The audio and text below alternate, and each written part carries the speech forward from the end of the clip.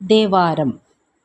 பொன்னியல் தாமரை நீல நெய்தல் போதுகளால் பொலி வெய்து பொய்கை கன்னியர் தாம்குடை காட்டுப்பள்ளி காதலனைக் கடல் காழியர்கோன் துன்னிய இன்னிசையால் துதைந்து சொல்லிய ஞான சம்பந்த நல்ல தன்னிசையால் சொன்ன மாலை பத்தும் தாங்கவல்லார் புகழ் தாங்குவாரே.